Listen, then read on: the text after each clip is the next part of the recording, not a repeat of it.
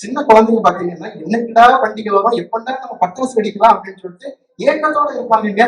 இந்த ஏக்கத்தை திரைப்படமோ இல்ல வேற ஏதாவது நிவர்த்தி பண்ண முடியுமாங்க? கண்டிப்பா முடியாதுங்க. முடியுமாங்க? இல்ல. சரி, உங்களோட வாய்ப்பு வரும்போது நீங்க பேசுங்க. சரி, மற்ற நேரத்துலயும் என்னால வந்து பட்டாசு எல்லாம் வாங்க முடியும்ப்பா, சில கடைகள்ல பட்டாசு எல்லாம் கிடைக்கும் அப்படின்னு சொல்லிட்டு பேசலாம், தப்பு இல்லை. ஆனா எந்த கடையில பட்டாசு கிடைக்கும் அப்படின்னு சொல்லிட்டு பண்டிகை இல்லாத காலகட்டங்கள்ல நம்ம தேடி அலைஞ்சோம்னா புதையல தேடுற இந்தியானா ஜோன்ஸ் மாதிரி ஆகிரும். சரி, இதெல்லாம் கூட ஒரு சைடுல இருக்கட்டுமே. அந்த பட்டாசு சத்தம் காலையில தீபாவளி கேட்க ஆரம்பிச்சாச்சுன்னா அப்பதான் எல்லாருக்குமே தெரியவே செய்யும், ஓகே தீபாவளி ஆரம்பிச்சாச்சு. அந்த பட்டாசு சத்தம் தாங்க அந்த பண்டிகையோட ஆரம்பமே. எப்போ அந்த பட்டாசோட சத்தம் வந்து குறையுதோ அப்பவே வந்து நம்ம தெரிஞ்சுக்கலாம், ஓகே ஊருக்கு வந்து எல்லாரும் தீபாவளி முடிச்சுட்டு மறுபடியும் வேலை பார்த்துட்டு அவங்க ஊருக்கு கிளம்ப ஆரம்பிச்சிட்டாங்க போல அப்படின்னு. எப்போ பட்டாசு சத்தம் நிற்குதோ அப்பவே தெரிஞ்சுக்கலாம் தீபாவளி முடிஞ்சு போச்சு. ஒட்டுமொத்தத்துல பண்டிகையோட ஆரம்பமும் முடிவும் எல்லாமே தெரிகிறது இந்த பட்டாசு சத்தம் தாங்க. அதோட உங்களை பார்த்து நான் ஒரு கேள்வி கேட்கிறேன். ஒரு சின்ன குழந்தைகிட்ட போய் உனக்கு பட்டாசு வாங்கி தரவா இல்ல நம்ம எல்லாரும் சேர்ந்து சினிமாவுக்கு போகலாமா அப்படின்னு கேட்டா அந்த சின்ன குழந்தை என்ன சொல்லுவாங்க? என்ன சொல்லுவோம்? சினிமாவுக்கு போகலாம்னு சொல்லுவோம். ஆனா அதுலயும் முதல்ல என்ன சொல்லுது? பட்டாசு வெடிச்சுட்டு தான் சொல்லுங்க. அப்போ இப்ப நீங்க எப்பவுமே கூறிட்டீங்க, ரொம்ப நன்றி.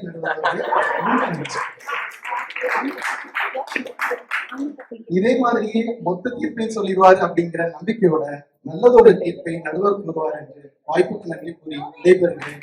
நன்றி.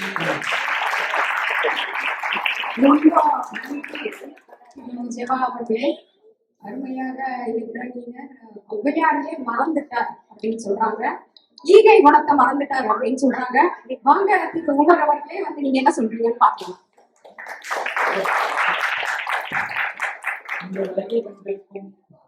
உங்க வருகை தந்திருக்கும் அனைத்து நல்லுள்ளங்களுக்கும் எனது மாலை வணக்கங்கள். என்னங்க சினிமா நம்மள சாதகமா போச்சா?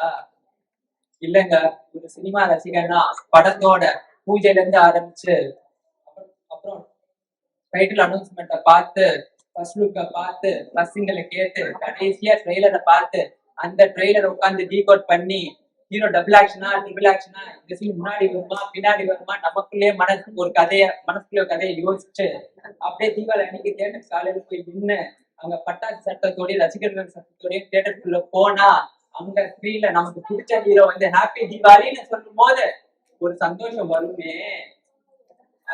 அப்படி நடந்தாதான் இருக்கும். அப்பதான் நமக்கு தீபாவளியே நிறைவடைஞ்ச மாதிரி இருக்கும். வருஷமா இப்ப ஒரே மாதிரி படத்தை தான் வச்சிருக்காங்க. அதே சுசுல்வர்த்தி கம்பி மாத்தவை திஜிலின்னு பலகாரணப்பட்ட என்ன புதுசு புதுசா தராங்க. அதே குருபா அதிர்ஷ்டம் தான்.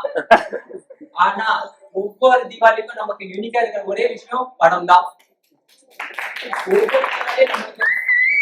இருக்கிறதும் படம் தான். 2017 தீபாவளினாலே அது ஹிட். அது காரணம் மெர்சல். 2021 தீபாவளி நமக்கு அவ்வளவு சரியா போல. அது காரணம் அண்ணாத்த. ஒரு படம் தான் அந்த தீபாவளிக்கான வைபே செட் பண்ணுது. ஃபியூஷன் பலகாரம்னா மட்டும் என்ன நமக்கு நம்ம சுத்தமாவல இருந்து ஆனந்த பவனுக்கு வாங்கி கொடுக்குறாங்க. இல்லைங்க, எல்லாம் நம்ம வீட்லயும் பக்கத்து வீட்லயும் இருக்கா. அது எவ்வளவு சுமாரா இருந்தாலும் சூப்பரா இருக்குன்னு சொல்லி சாப்பிட்ட கஷ்டம் நமக்கு தான் தெரியும். இன்னும் டெக்னிக்கலா சொல்லணும்னா நீங்க வருஷமா பாத்தீங்கன்னா பட்டாசே கம்மிக்கிட்டே தான் போகுது. இன்னொரு பக்கம் எஸ்பெஷலி பர்ச்சேஸ் எல்லாம் கூடுகிட்டே தான் போகுது. இதுல இருந்தே நம்ம தெரிஞ்சுக்கலாம் மக்களுக்கு எது மகிழ்ச்சியை தருதுன்னு. கடைசியா இது சொல்லி முடிச்சுக்கிறேன். 2012 தீபாவளி ரிலீஸ் ஆன படம் தான் துப்பாக்கி. அதுதான் நம்ம இளைய தளபதி இந்த விஜயனாவை தளபதியே மாத்தின படம். அந்த துப்பாக்கிய கோட் படத்துல நம்ம தளபதி என்ன சிவகார்த்திகேயன் அண்ணாவுக்கு கொடுத்தாரு. அந்த துப்பாக்கியை வச்சு இன்னி வரைக்கும் சக்சஸ்ஃபுல்லா ஓடி இருக்க படம் தான் அமரன். அதுவும் தீபாவளி ரிலீஸ் படம் தான் பாத்துக்காதீங்க.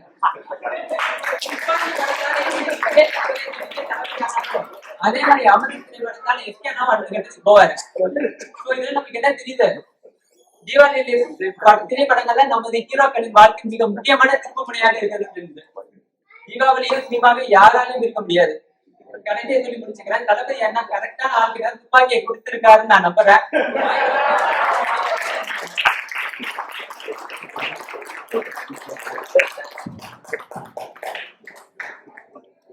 நன்றி. திரு உமர் அவர்களே, துப்பாக்கி எடுத்து இப்படி சுடு சுடுன்னு சுட்டுட்டீங்க. அண்ணாத்த பணம் போயிடுச்சு, தளபதி பணம் வந்துடுச்சுன்னு சொல்லிட்டாரு. சரி வாங்க, இப்போ சரி ஷமீம் அவர்களே வந்து நீங்க எப்படி பாலான சாப்பிட்டு ஆரோக்கியமா இருக்குன்னு சொல்லுங்க பாக்கலாம்.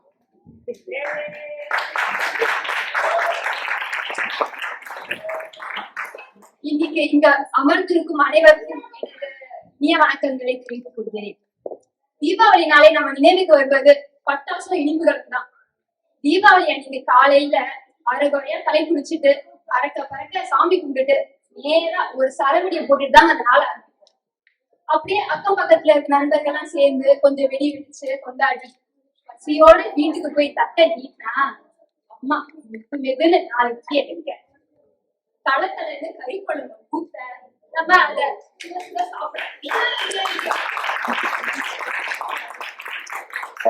ஒவ்வொரு பண்டிகையும் ஏதோ ஒரு உணவை நமக்கு நினைவூட்டுது.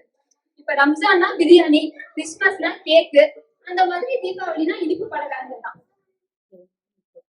நம்ம குடும்பத்துல இருக்க பெரியவங்க சிறியவங்க அத்தை மாமன் எல்லாம் ஒண்ணு கூட்டினாதாங்க இந்த தீபாவளி. அன்னைக்கு எல்லாம் ஒண்ணா உட்காந்து அதரசம் டீ கொஞ்சோண்டு முறுக்கு அதோட சேர்ந்து பழைய விட்டு போன கதைகள் எல்லாம் ஓடுமே. இந்த மாதிரி ஒரு தருணத்தை தொலைக்காட்சியில தர முடியுமா நடுவர்களே? கடைசியில தீபாவளியோட சிறந்த பகுதியை ஓட்டோரமா இருக்க மண்ணை கொஞ்சமா பழைய பெப்சி கண்ணாடி பாட்டில ஒரு அளவா குட்டி அதுல ராக்கெட்டை பத்த வச்சு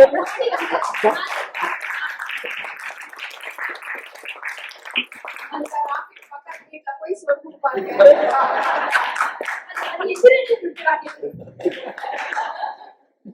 பார்த்தா மத்த வெடிகளோட நம்ம விட்ட ராக்கெட்டும் மண்ணமையா காய்ச்சிருக்குமே.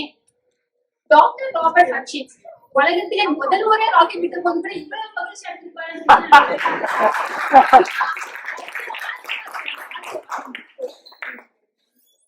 கடைசியா பக்கத்து ஆண்டி சிந்து பலகாரம்லாம் சாப்பிட்டு தீபாவளி திருப்தியா கொண்டாடிட்டு மன நிறைவோட போய் படித்தா சின்னதா ஒரு கவலை. என்னடா இன்னும் ஒரு வருஷம் கழிச்சுதானே நம்மளுக்கு இப்படி ஒரு நாள் கிடைக்கும் நினைக்கும் போது கஷ்டமா தான் இருக்கு. பக்கத்துல எங்க அண்ணாவும் கஷ்டத்தோட தான் இருக்கு. 2000 ரூபாய் போச்சு, அடுத்த தீபாவளி படம் மாதிரி பாக்குற மாதிரி இருக்குமா?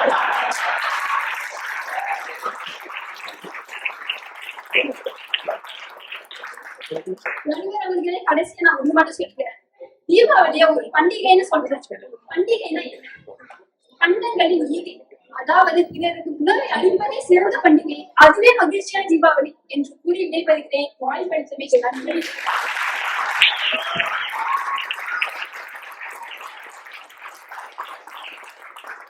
அருமை அருமை. சரி ஷமீம் அவர்களே, ரொம்ப அழகா சொல்லிட்டீங்க. பண்டிகை அப்படின்னு ரொம்ப பிரித்து ரொம்ப அழகான ஒரு இதை சொல்லிட்டீங்க. அதை தவிர ராக்கெட், தீபாவளி ராக்கெட் தாங்க எல்லாத்தையும் விட சிறந்த சொல்லிட்டீங்க. இதை விட வேற என்ன வேணும்? வாங்க ரோஹித் அவர்களே வந்து சொல்லுங்க.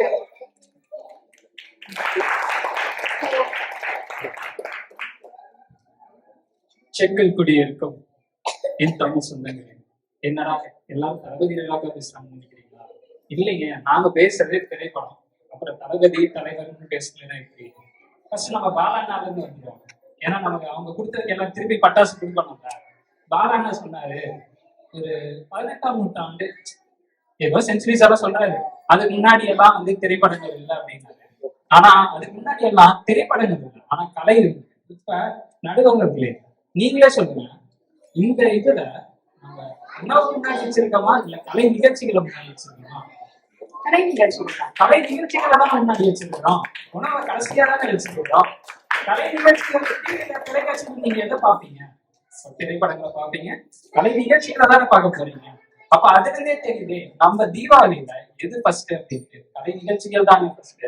அப்ப பாலாண்ணாக்கு நான் சொல்ல விரும்புறது என்னன்னா, 18ஆம் நூற்றாண்டுல தொலைக்காட்சி இல்லை, ஆனா கலையும் கலை நிகழ்ச்சிகளும் அப்ப இருந்து தொன்று தொட்டு கல் தோன்றி மண் தோன்றி அப்படின்னு வர டைலாக்ல அதுல கலை நிகழ்ச்சியும் கூட வருங்கிறத நான் சொல்லிக்கிறேன். அப்புறம் நம்ம கிறிஸ்டவனா கிட்ட வருவோம். கிறிஸ்டவனா சொன்னாரு, அத்திச்சிலேயே மறந்துட்டீங்களே, அவ்வையார ஒதுக்கி வச்சிட்டீங்களே அப்படின்னாரு. அப்ப கிறிஸ்டவனா கிட்ட நான் ஒன்னே ஒண்ணு சொல்றேன், நாங்க ஆத்திச்செடியை மறந்ததை விட ஆத்திச்சூடி சின்ன பசங்க இருந்து பெரிய வரைக்கும் கொண்டு போய் சேர்த்தது என்ன சொல்லுங்க பாப்போம்.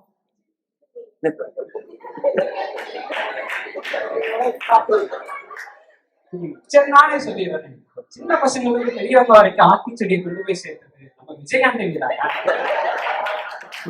ஆத்திச்சூடின்னு பாட்டு விஜயகாந்த் போட்டதுக்கு அப்புறம் தானே சின்ன பசங்க வந்து பாட ஆரம்பிச்சாங்க. எல்லாம் ஸ்டைலா கண்ணாடி மாட்டிட்டு இது நியூ ஏஜ் ஆத்திச்சூடி அப்படின்னு பாடுறாங்க. அதுக்கு முன்னாடி ஆத்திச்சூடி எத்தனை பேருக்கு தெரியும்? அப்புறம் ஔவையார் ஒதுக்கிட்டான். ஔவையார் அப்பா முருகா ஞான பண்டிதா அப்படின்னு திருநடையாளர் படத்துல பார்த்ததுக்கு அப்புறம் தானே ஔவையாரே எப்படி இருப்பாங்கன்னு நமக்கு தெரியும். அதுக்கு முன்னாடி ஔவையார் நம்ம புத்தகத்துல தானே படிச்சிருப்போம். ஆனா அந்த படத்தை எத்தனை டைம் நம்ம பார்த்திருப்போம்? எனக்கு தெரிஞ்சு 86 நிறைய டைம் பார்த்திருப்பீங்கன்னு நினைக்கிறேன். அடுத்து நம்ம ஸ்டப்லிங் சகோதரிகிட்ட வரும். அவங்க சொன்னாங்க தீபாவளி எல்லாம் நாங்க பட்டாசு வெடிச்சு கொண்டாடுவோம், அதுக்கப்புறம் பலகாரம் சாப்பிட்டு கொண்டாடுவோம், கடைசியா அந்த தீபாவளி முடியும் போது ஒரு சோகம் வரும். பக்கத்துல அவங்க அண்ணா உட்காந்து ஃபீல் பண்ணிட்டு இருப்பாரு 2000 ரூபாய் போச்சு. ஆனா அவங்களுக்கு தெரியல, பக்கத்து ரூம்ல அவங்க அப்பா உட்காந்து 10,000 ரூபாய் இன்னைக்கு போச்சு.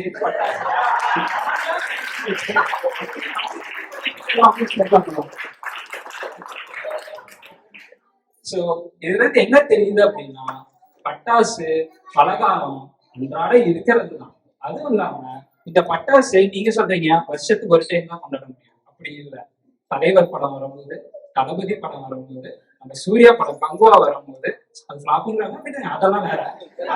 வந்துட்டு நம்ம சிவகார்த்திகேயன் துப்பாக்கி கையில வர அவர் கையில போயிடுச்சு. நம்ம சிவகார்த்திகேயன் படம் வரும்போது ஃபர்ஸ்ட் டே ஃபர்ஸ்ட் ஷோ திரைப்படங்களுக்கு தேட்டருக்கு போய் பாருங்க. அங்க வெடிக்கிற தீபாவளியோடவா அங்க வெடிக்கிற பட்டாசோடவா நம்ம தீபாவளி எனக்கு வச்சிட போறோம்? கிடையவே கிடையாது. ஏன்னா பிரான்ஸ் எல்லாம் அவங்களுக்கு அவங்களோட தலைவர்கள்லாம் அவ்வளவு சிறப்பா கொண்டாடுறாங்க. ஏன்னா நம்ம வாழ்க்கையில பட்டாசு பலகாரத்தை விட திரைப்படம் தொலைக்காட்சி ரொம்ப முக்கியங்கிறத சொல்லி என்னுடைய உரையை நிறைவேற்றிக் கொள்கிறேன். நன்றி, வணக்கம்.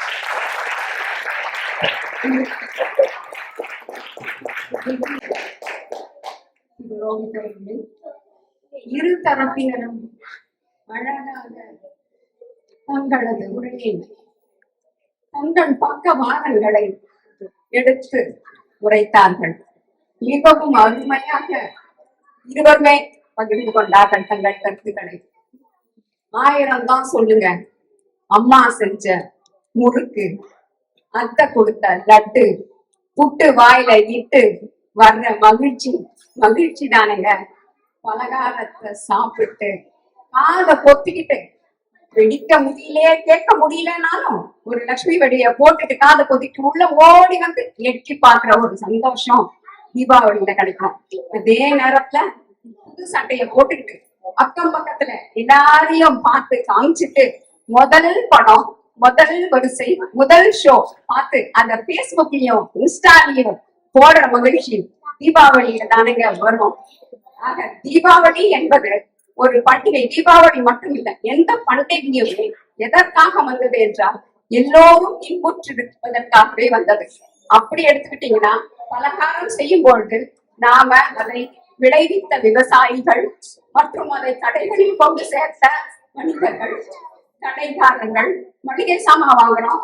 அதை தவிர திரைப்படத்துல நாம பேசுற மாதிரி வெறும் தளபதியும் தலைவரையும் வச்சு படம் இல்லை. அந்த திரைப்படத்துக்கு ஒரு பெரிய குழுவே இயங்கிட்டு இருக்கு.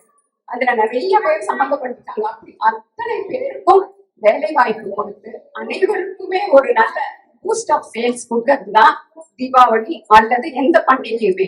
ஆக பண்டிகையில் சந்தோஷம், பலகாரம், பட்சணமும் சேர்த்து படங்களும் தொலைக்காட்சியுமே என்று கூறுகிறோம். நன்றி.